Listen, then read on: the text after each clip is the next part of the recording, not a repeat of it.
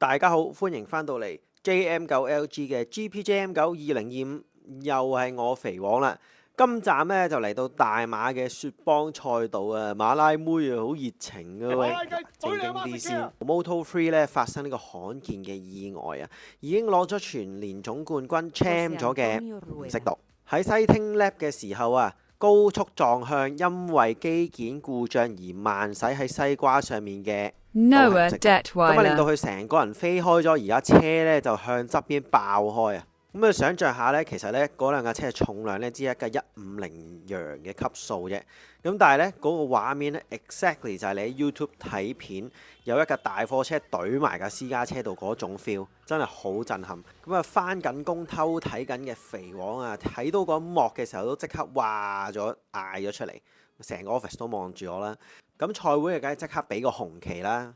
咁撞到人嘅世界冠軍啊，未來嘅 Moto2 車手啊，冇好嚴重嘅創傷啊，不過有手部嘅骨折啦，同埋多處嘅挫傷啦，亦都有呢個嚴重嘅腦震盪啊。咁俾佢撞到嗰個就冇咁好彩啦。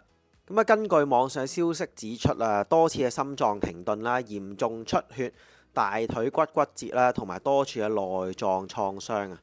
咁啊，需要接受一連串嘅手術啦。講真，好唔好得翻都成問題啊。不過到截稿呢一刻呢，就知道佢已經脫離咗呢個危殆期啦。希望佢係早日康復啦。而賽會呢，都即刻將呢個15圈嘅 Moto3 正賽改為10圈啊。咁啊，呢個措施呢，都即刻受到多方面嘅批評啦。咁好多人認為賽會呢，竟然喺呢個咁嚴重嘅意外之後都繼續賽喎。仲要咧喺件事未確定之前已經播呢個炒車嘅慢鏡啦。咁有其他賽級別嘅車手就指出啦，其實 Moto3 嘅車手都仲係好後生啊，應該話仲係好年輕先真啊。喺咁嘅環境底下，啱啱先大炒完，賽會又冇公布進一步嘅消息，咁啊其實咧係令到 Moto3 嘅車手啊帶住恐懼去上場，對佢生理同心理都好唔健康啊，亦都好可能會進一步影響呢個賽事嘅安全啊。咁另外亦都有好多人開始有疑問啦，究竟取消咗 Moto2 同埋 Moto3 嘅 warm up 究竟係咪真係安全呢？咁啊，以前都有 warm up 啦，依家咧就淨係得翻西汀 lap 去俾車手確認戰車嘅狀況，時間咧就攞咗嚟去 parade 啊，咁就俾人質疑賽會寧願去做 show 咧，而犧牲賽車手嘅安全啊，你又點睇呢？咁啊，至於賽會就唔係淨係呢樣嘢俾人鬧嘅，如果你係資深車迷嘅話咧，應該大家都好清楚馬來西亞站係代表住啲乜嘢啦。咁基本上呢個站咧得兩個話題嘅啫。第一就係紀念西蒙先尼嘅離開啦，亦都係46同93正式決裂嘅分站啊！兩單嘢都關46事喎。咁啊，6號小編呢就好似話想出翻個特輯啊，講翻46究竟有冇踢人呢件事啊。咁至於講唔講西蒙先尼啊，就睇佢做法啦。講咗咁耐，終於有機會出特輯啦，連 MotoGP 官方都特登撩翻起呢件事嚟講啊！你想唔想睇？想睇嘅記得留言話俾你哋聽。如果冇人睇呢，我哋就準備執笠噶啦。而實際賽會俾人鬧嘅內容係咩呢？就係喺10年後嘅今日嗱，呢件事原來已經發生咗10年啦。大會竟然出咗個26分鐘長嘅特輯去講呢單嘢，放咗上 YouTube 喎。咁啊，好似咧有意無意又重提呢件事啦，又引起一啲不必要嘅紛爭。咁啊，講真，肥王咧10年前都未開始睇 MotoGP 啊，咁我啊覺得其實469都掛咗靴啦，而939亦都唔係昔日嗰個咁魯莽嘅939啊，不如俾人哋唞下啦。好，講咗咁耐，即刻轉翻場過嚟講翻今場嘅正賽先。今場起步排位攞翻鋪位嘅就係 Ben 啦，第二呢就係細佬，第三係大師兄 Walo 第四，Acosta 第五 ，Eldiga 第六，Jamia 第七，Dija 第八，Sako 第九，連仔係第10啊。咁近排狀態大勇嘅 Bezzecchi 呢就排第14啊。上場啱啱攞完冠軍嘅 Alfer 呢就排第15啊。咁啊，睇翻星期六嘅衝刺賽啊 ，Ben 起步呢應聲彈出壓住咗個第一位啊。咁啊，細佬啊第二啦 ，Walo 啊當然係守唔住第3啦，就俾 Acosta 呃咗上嚟啊。咁之後更加俾大師兄攞埋第4啊，咁所以 Walo 暫時係排第5嘅。不過呢，跑完第一圈呢 ，Walo 都好生性咁樣過翻大師兄上到嚟第4啊。咁啊好可惜啊！你知揸住阿雅馬哈弱智啊，所以連第六揸康底嘅 John Mir 咧都可以喺大直路咧冚過咗阿雅馬哈上到嚟。咁前面嘅戰況都好激烈㗎，阿 Costa 一路咬住細佬嘅車尾唔放啦。去到第五圈咧，喺佢哋後面排第4嘅 John Mir 咧就竟然自炒喎，咁啊讓咗個位俾 Eldiga 同埋大師兄啦。咁啊第六圈咧就到 Oliveira 炒車啊。咁啊第7圈咧 Eldiga 就上到嚟爬埋阿 Costa 頭添，咁啊仲推到前面嘅阿 Costa 波歐爭啲炒啊！咁後面嘅 Luca Marini 咧就想喺內線入攝細衣啊，唔成功啊，仲俾對方擊落咗添。咁啊喺幾場低谷嘅 Banner 啦，終於咧今場吐氣揚眉啦，由頭帶到落尾啊，攞翻個第一啊！而第2名衝線嘅細佬咧就坐擁今年全場總亞軍啊，咁就係 MotoGP 史上第一對兄弟啊，攞全年總冠軍同總亞軍啊！至於細佬嘅隊友 Eldiga 咧就攞咗最佳新人獎啊！咁啊講真雙料啦，最開心就係 Auntie Nadia 啦。咁啊賽果咧，阿 Costa 排第4啦，第5啊大師兄，第6啊 Wallo， 第7係 Bezzecchi， 第8係 Sarko， 第9係 Nini， 第10咧就係 Digi 啊。咁啊呢單嘢係小弱智啊，原來排第3衝線嘅 Eldiga 咧，因為過唔到胎壓測試，所以罰咗8秒1夜跌咗落第7啊。咁啊呢單嘢係搞笑啦，呢頭先攞完新人獎，嗰頭俾人燉冬菇啦。咁結果阿 Costa 就上咗第3捧杯啊。咁啊嚟到正賽部分啦 Banner 都係應聲彈出啦，守住第1位。咁阿 Costa 第2，細佬嘅第3啊 Wallo 啊緊緊守住第4啦。咁啊去到第2圈啊，細佬都成功爬頭上到嚟第1啊，逼咗 Banner 落第2啊。咁阿 Costa 喺第3都蠢蠢欲動㗎啦，係咁跟住車尾。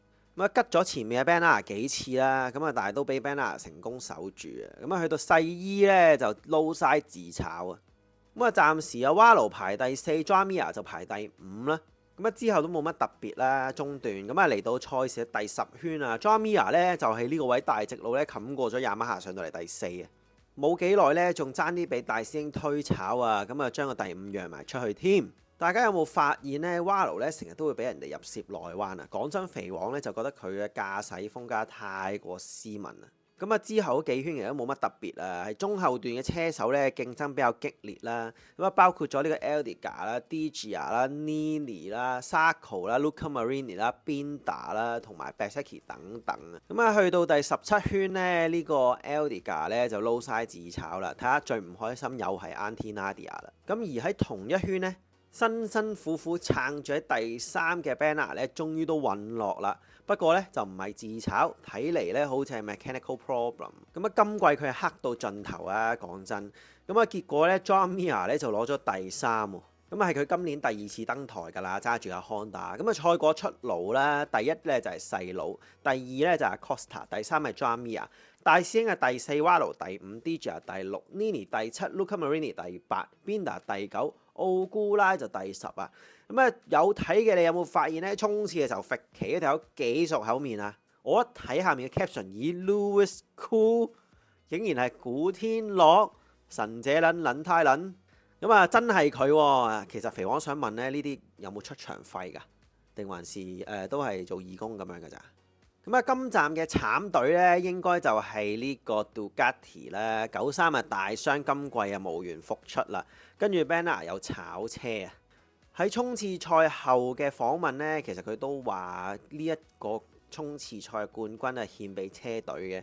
過去呢段時間咧，其實佢都面對咗好多問題啊，好多次都揾唔到嘅戰車出現啲咩事咁啊，但係咧咁啊覺得車隊嘅幫助咧喺呢個雪邦賽道都有明顯嘅改善啊。其實星期5嘅時候都仲係好掙扎㗎，不過去到星期6咧改咗某啲部件咧，令到咧成件事翻晒嚟。不過佢就唔肯透露究竟係邊一件嘢出事啦。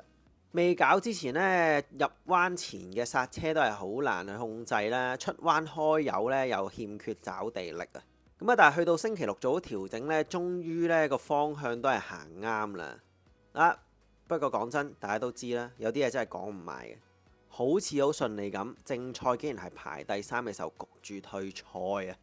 原來係條尾胎插釘啊！嗱，唔係真係插釘。只係咧個尾胎正中間有個窿啫，咁啊去到最後嗰3圈咧，佢跑下就突然間放慢 pace 啦。原來佢就覺得架車咧好奇怪，冇辦法再揸落去啦。咁喺度望住個車尾啦，亦都慢慢揸翻撇啦。睇翻數據咧，原來去到嗰個圈嘅時候咧，就得翻0.5至0.6巴條後胎，即係咧大約得翻8到10磅咁上下啦。咁而個窿咧喺正尾胎嘅正中間啊，咁啊斷估可能係有某啲碳纖維部件或者碎片咧插咗入去，而導致條胎漏晒氣啊。咁啊當然啦，佢就直接係認為 Moto3 嘅賽事係未清理好賽道啦。咁啊，原來喺賽後訪問咧 Banner 就表示喺12圈已經開始覺得呢條胎有啲咩事啊，因為咧覺得嗰個抓地力已經欠奉啦，有啲奇怪嘅感覺㗎啦。咁啊睇翻呢個數據咧，原來真係喺12圈開始呢條胎就漏氣喎。咁啊果然啦，敏感型車手名不虛傳。咁啊講真，肥王覺得咧 Banner 咧今場真係值得另一個頒獎台，真係好慘。咁啊，至於 Joan Mir 揸住 Honda 今次啊登台攞第3咧，都值得一講嘅。Joan Mir 咧就話好驕傲可以喺大直路爬到杜嘉迪頭啊！嗱，講真，其實都幾威㗎。你諗下咧，季頭咧杜嘉迪係火星車啦。雖然咧佢爬頭嗰個 Eldiga 係一架 GP24，並唔係新車。咁但係你知啦，Honda 不嬲衰直路、衰加速、衰極速㗎嘛。但係可以竟然俾佢喺呢個大直路爬到杜嘉迪頭啊，其實都幾驚喜嘅。你知啊，杜嘉迪啊爬Honda頭大直路啊，成日都見啦。調翻轉啊，真係少之又少啊。仲要咧講緊佢唔係夾硬嚟嘅喎，喺入彎前已經卡好晒位嘅咯喎，不得了。Joan Mir 咧就話以前只能夠好似個弱智咁跟住跑啊，咁啊今場咧有咁顯著嘅進步啊，非常之好啊，可以同呢個杜嘉迪有一戰之力。由以前嘅被動轉為今次係可以主動進攻。嗱，雖然聽落有啲好笑啊，但係咧唔好唔記得 Joan Mir 咧係2021年嘅 champion 嚟嘅。咁啊話晒爛船都有3根釘啊。咁啊即係雖然咧佢好似就唔係頭嗰幾個班啊，咁但係咧其實咧佢可能落場咧輕鬆碾壓咧我哋呢啲普通人㗎啦。咁啊講起世界冠軍咧，上年嘅科希馬田啊就確定嚟緊嘅葡萄牙都落唔到場啦，咁啊睇下佢華倫西有冇機會咯喎。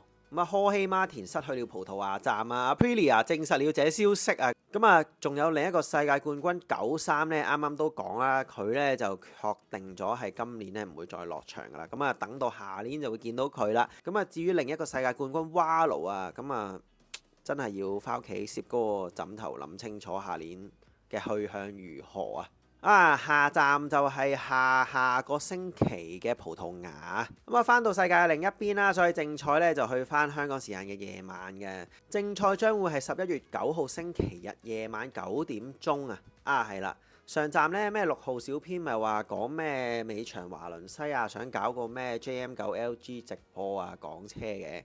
咁講真啦，肥我覺得唔會有人睇啊！